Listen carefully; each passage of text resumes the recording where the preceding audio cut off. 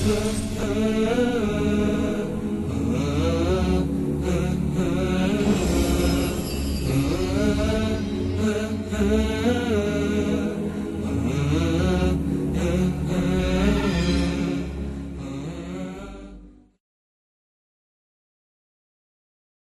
الله الرحمن الرحيم. الحمد لله رب العالمين، وصلى الله وسلم وبارك على المبعوث رحمة للعالمين نبينا محمد وعلى آله وصحبه أجمعين. أما بعد، السلام عليكم ورحمة الله وبركاته.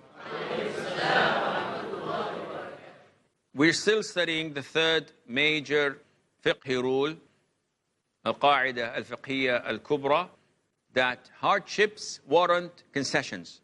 Al-mashaqqatu tajlibu at-taysir.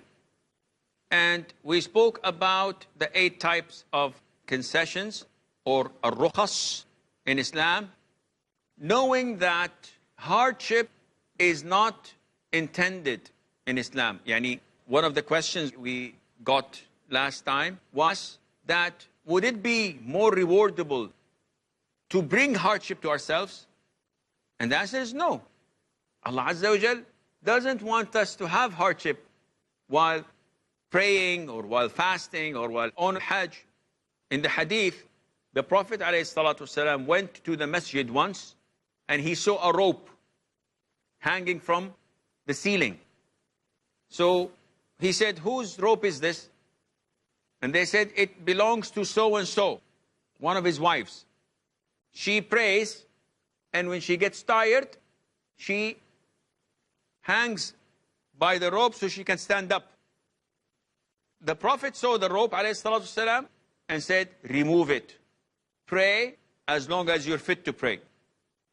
Likewise in Hajj, he didn't do like the deviant sects, not sitting in it. He had a tent, and he had Bilal putting the shade on top of his head, ﷺ, from the sun, which means that this is permitted in Islam, and it is encouraged in Islam to make things easy. One, in the cold weather, he wakes up, he says, I want to make wudu, and I want to make wudu with the freezing water. Why? He said, I want to be in pain, so Allah would give me reward. This is ridiculous. You're not rewarded, you're sinful. Go and heat the water or turn the hot water on and make wudu. Allah doesn't want you to kill yourself. So hardship is not intended for itself in Sharia. But there are a number of reasons for hardship where we get concessions. And these are 6 or 7 of them, as the scholars say. So what are the hardships that bring and attain and warrant for concessions? Number 1, ignorance. So whenever ignorance is there, there are concessions. So if someone does something through ignorance, what do we tell him? Allah has forgiven you. But remember that there are 2 types of consequences. There is a type that you will not have any burden or any sin. But there is a type that though you will not have any burden or sin, you have to pay the price. And this is the difference between an usul al-fiqh, between doing obligations and staying away from prohibitions. Doing obligations, you pray, you make ihram from the miqat, obligations. You perform tawaf al-wada', obligations. Staying away from prohibitions, you cannot wear perfume when you're in the state of ihram. You should not have a set of clothes with something that is najis, for example, etc. So there is a difference between the 2. If someone forgot to make ihram from the miqat, and he passed the miqat, and he made his ihram after passing the miqat, he did not do what was obliged upon him. So what to do? Well, why did you do it, akhi? He said, Wallah, I didn't know. Oh, you were ignorant. He said, yes. He said, Alhamdulillah, there is no sin on you. He says, Alhamdulillah, but you have to slaughter a sheep. Huh? You just said that there is no, yeah, there is no sin. Allah will forgive you, but because you have abandoned something obligatory, you have to pay the penalty. One sees a sheep, and by ignorance, he thinks that if he slaughters the sheep and eats it, it's halal. He's ignorant. He ate the sheep, and the owner of the sheep came, brought the police, and the police said, what did you do? With the mufti, of course. And they said, well, I didn't know it was haram. The mufti says, alhamdulillah, there's no sin on you, but you have to pay for the sheep. There's no sin at the side of Allah. In staying away from prohibition is different. Now, if someone is ignorant in the state of ihram, and someone brings him oud, and he said, take some oud, Sheikh. He said, Jazakallah khair. Oh, mashallah. Very nice. Mashallah, tabarakallah. And then another mufti comes and says, hey, you're wearing ihram. What are you doing? So I'm putting perfume. What am I doing? Say, but this is not permissible. This is wrong. This is one of the prohibited things in ihram. He said, Wallah? He said, yes. Look, this is the book. Oh, yes, it's true. What to do? Cut my hand. No. What to do? Have to feed someone? Do something? No. This is prohibited. You did not know, Allah forgives you. Khalas, go. Not like the other one. Other one was ordered to make ihram for miqat. This one was forbidden from wearing perfume or from wearing underwear or from covering his head with a turban or etc. You know the prohibitions of ihram. So this is number one in the hardships that warrant concessions. Ignorance. 2, forgetfulness. Allah said that in the Quran, in the last verses of Surah Al-Baqarah, رَبَّنَا لَا تُؤَاخِذْنَا إِن نَسِينَا أَوْ أَخْطَأْنَا. So if someone forgot, no problem. The concession is that Allah has forgiven you. So someone forgets to pray. And this almost happened to me. For example, last night, I didn't pray Isha. I went to the hotel hoping to pray Isha at the last time, which is 11:30. As usual, this is the best time for people who do not pray in the masjid, to pray it at the last time, just before midnight, Islamic midnight, not the 12 o'clock Cinderella midnight turning her wagon into a pumpkin. No, we're talking about the Islamic midnight. And because I'm used to praying on time in the masjid, so when it was 9:30 or 10 o'clock, I didn't remember, because I thought that I prayed until it was 11:30 exactly. And then it came to me, I didn't pray Isha. So forgetfulness is a blessing from Allah Azza wa Jal. And this happens because Allah Azza wa Jal wants good for you. When a beloved person dies, if you don't forget, what will happen? You will die out of depression. But first day, oh, he died, and start tearing your beard maybe and taking off your glasses and doing bad things. After 1 week, you're still sad. After 1 year, wallahi, ya akhi, that person, I loved him so much, but he's dead. With a big smile. This is a blessing from Allah. It's a ni'mah from Allah Azza wa Jal. Likewise, it can be a punishment if you forget knowledge, if you forget essential things. And it also can be from shaitan. وَمَا أَنْسَانِيهُ إِلَّا الشَّيْطَانِ أَنْ أَذْكُرَهُ. This is from shaitan. He makes you forget. So if someone forgets something, it is part of the concessions in Islam that you are forgiven. Allah doesn't burden you if you forgot something. Thirdly, compulsion, being forced to do something. So, like in the story of Ammar, may Allah be pleased with him, you have to say something bad about the Prophet ﷺ. And he said it. There is a concession from Allah Azza wa Jal. There is forgiveness and permission to say that. But again, we have to know, is this kind of compulsion justified or not? Your wife comes to you and says, divorce me. If you don't divorce me, I'm going to speak to your father. Speak to my father. This is not compulsion. I want you to speak to my father so that he sees you as you really are. This happens a lot. But if her father comes and puts a gun to your head and says, divorce my daughter. Or if she opens the window from 80th floor, your house is on the 80th floor, and she says, I'm going to throw myself, you know she's crazy. Islam gives you the concession, divorce her. Does the divorce take place? No. This is by force. So just say whatever you want to please her and not to throw herself. But if you're living on the ground floor and she opens the window, she says, I'm going to throw myself. Throw yourself. It's okay, I'll help you. This is not considered to be compulsion. This is not being forced, because nothing will happen to her, right? So you have to know exactly what kind of compulsion we're talking about. Part of the reasons for hardship is traveling. And this is mentioned in the Quran, that you're exempted from fasting if you're sick or traveling. And this brings us to number 5, which is illness.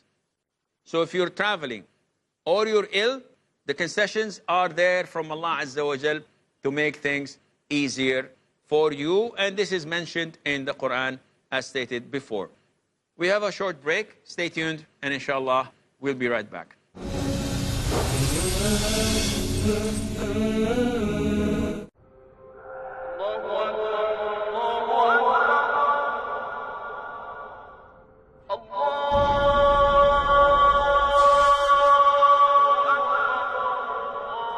Salah is the mother of all worships.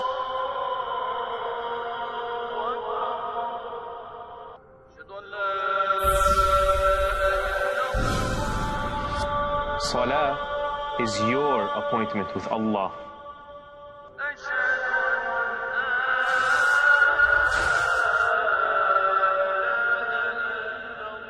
Salah is the safe haven of the believer.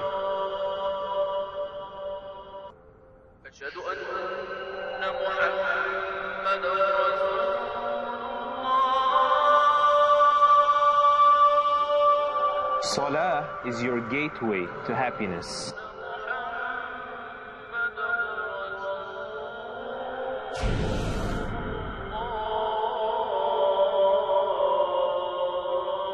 Salah is the wish of the deceased.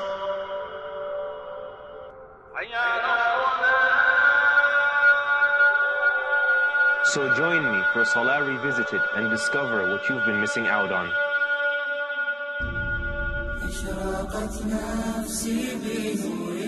Understand the remarkable guidelines that help in making our Salah rewarding and acceptable in Salah Revisited.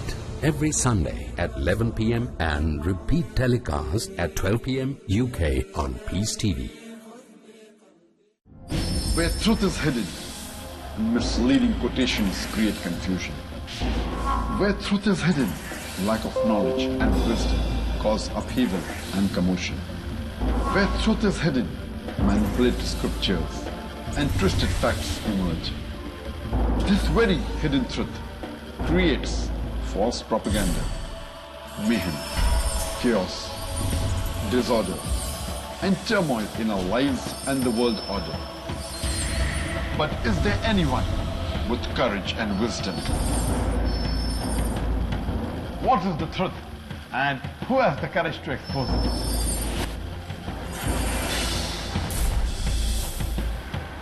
Because it's your right to know the truth. Watch truth prevail and lies perish in Truth Exposed by Dr. Zakir Naik. Next on Peace TV.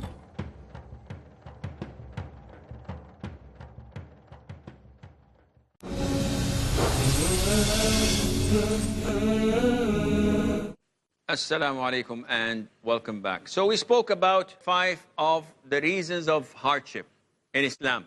Number 6 is difficulty or unavoidable prevalence. Al-usr wa umum al-balwa. And this refers to when something gets out of hand.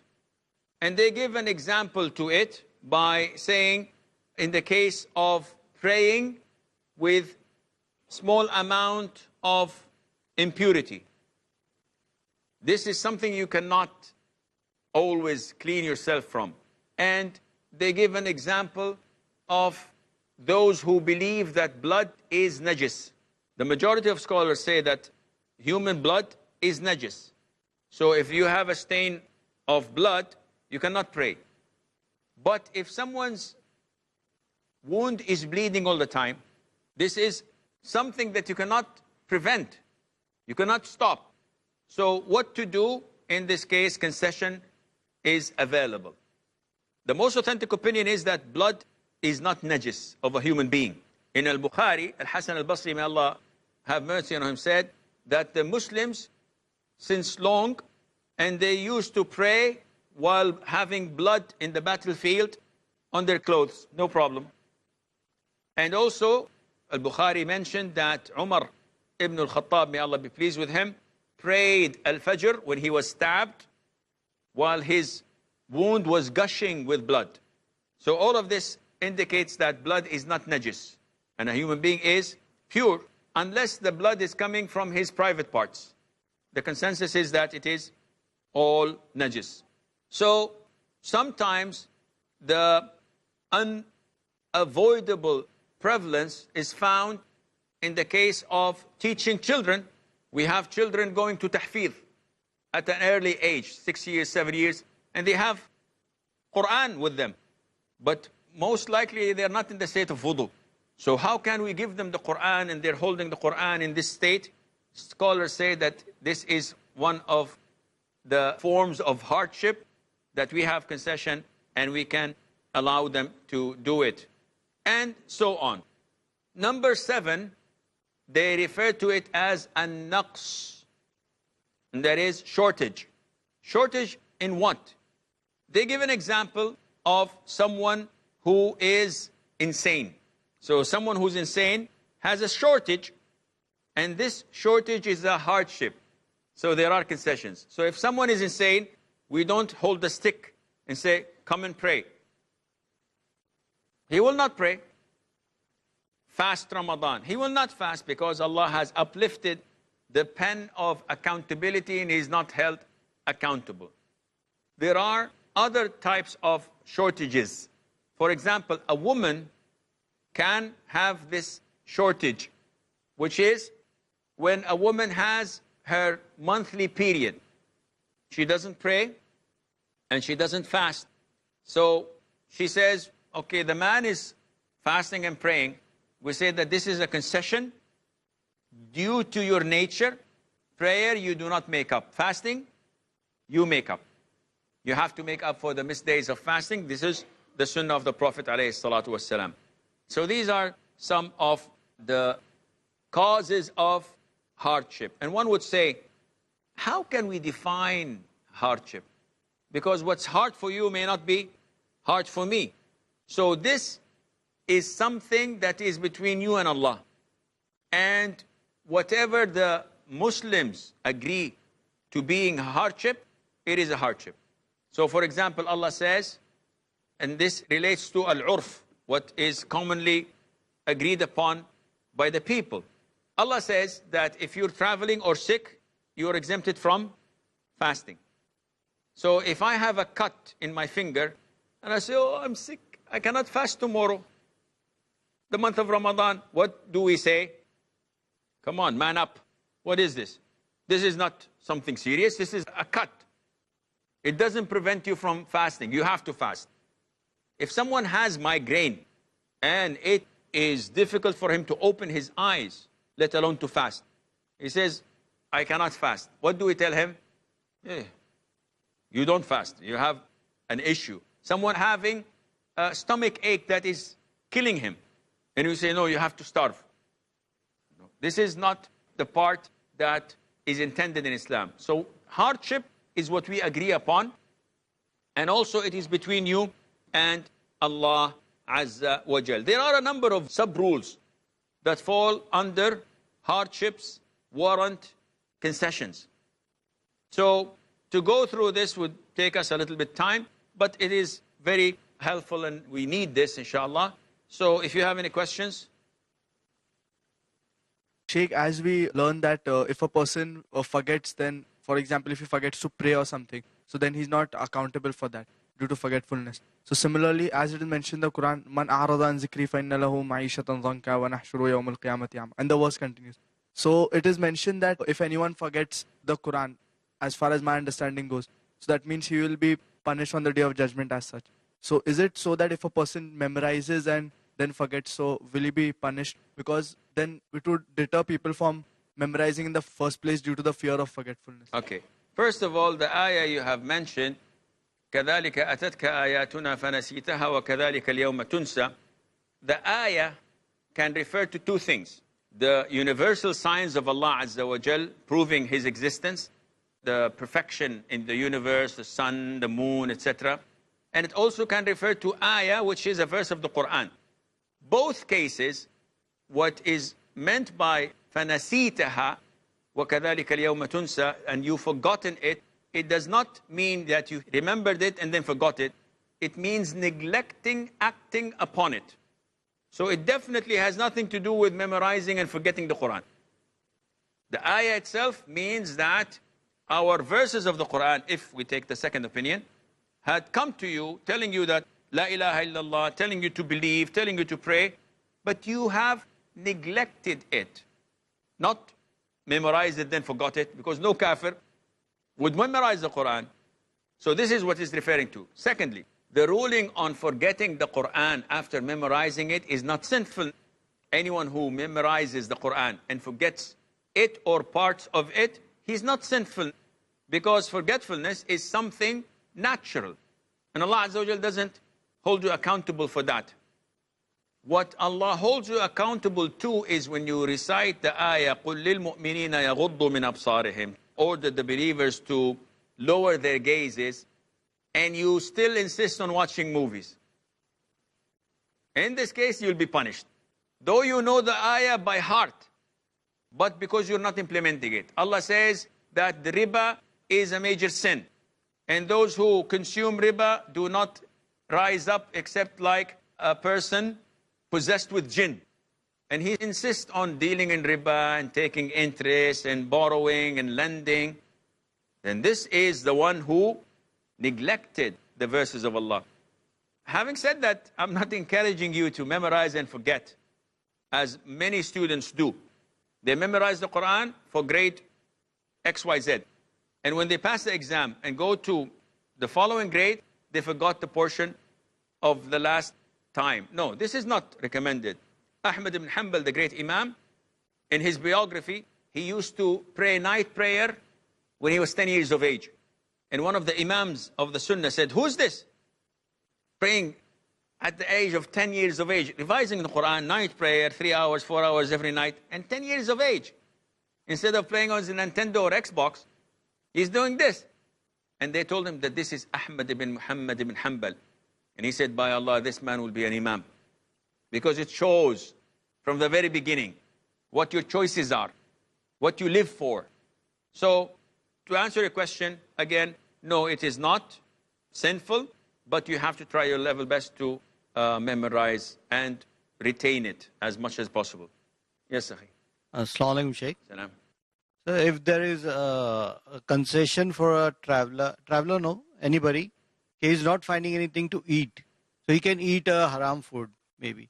And if there's no water available and he is drinking alcohol, so is he allowed to offer salah after that? Okay. Alcohol doesn't. Now, this is a very hypothetical question, but let's assume there is a rule that states that the concession has to be less than the hardship. Meaning that if I am starving and there is only haram meat, nothing else. Now we're talking about someone who is in the desert, not someone who is in Japan, for example, and he says, there is no halal meat, so it's okay to eat. No, there is sushi, there is vegetables, there is fish. So no, I'm talking about beef. There's no beef, so I have to eat pork. No, you don't have to. We're talking about extreme cases, someone who is in the desert. Now, if there is no thing halal for him to eat, he may eat this haram meat. When it comes to water, if he's going to die out of thirst and there is nothing except wine or alcohol, it is prohibited for him to drink. Why? Because alcohol by nature increases your thirst. It doesn't take your thirst away. So scholars, and this is the opinion of Imam Shafi'i, says you do not drink, you die out of thirst. The different issue, now the brother is asking a very hypothetical question. if we assume that some scholars allowed it, they say you take one sip to take off or take away your thirst, not glug, glug, glug, glug, glug, glug, glug, glug, glug. You become drunk. This is not part of the concessions in Islam. And you have to be careful. We will come to mention this, but people think that being or having the concession, that you can go all the way. Like the brother asked before, yani if there is haram meat, how many bites should we eat? Or can we enjoy ourselves and eat until we're full? No. You only take what is necessary for you to prevent this hardship from continuing. And there's another rule that we will come, inshallah, to discuss this. This is all the time we have. Until we meet next time, fi amanillah. Wassalamu alaikum wa rahmatullahi wa barakatuh.